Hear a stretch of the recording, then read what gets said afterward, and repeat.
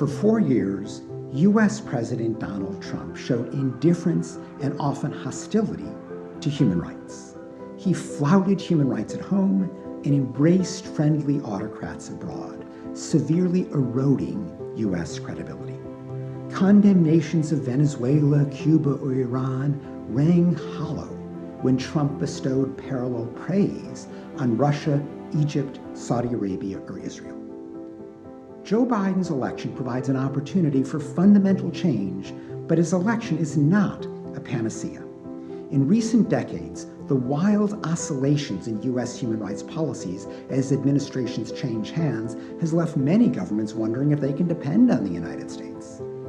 Fortunately, as Trump largely abandoned human rights, other governments recognize that human rights are too important to ignore.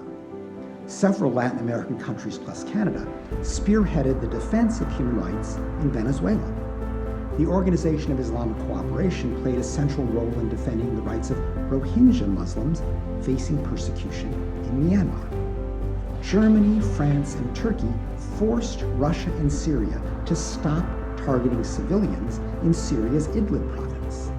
With China, a growing coalition of governments overcame their long-standing fear of retaliation to condemn Beijing's worsening repression of Uyghur Muslims in Xinjiang. The growing number of nations involved in this defense of human rights made it more robust, even without the United States.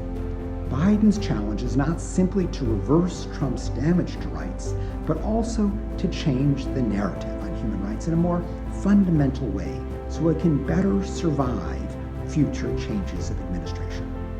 That requires reshaping the public's understanding of the importance of human rights.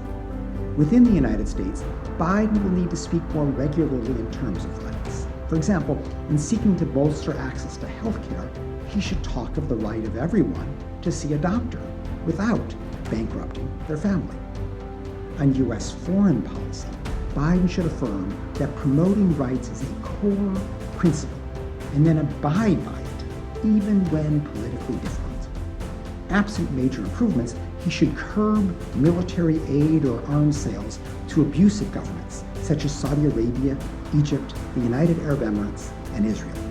He should be more outspoken about Indian Prime Minister Modi's encouragement of discrimination and violence against Muslims, even if India is an important ally against China. He should re-embrace the UN Human Rights Council. He should void Trump's sanctions on the International Criminal Court, even if he doesn't like the prosecutor's investigations. On China, Biden should abandon Trump's inconsistent transactional unilateralism, which discouraged others from joining him. Biden should substitute a more principled, consistent, and multilateral approach. Turning the clock back 4 years will not be enough to undo Trump's damage. The world has changed, and so must the defense of human rights. Now that many nations have recognized the value of assuming leadership roles on rights, Biden should seek to join that enhanced defense of rights, not supplant it, and to steer U.S. foreign policy in a more principled, pro-rights direction.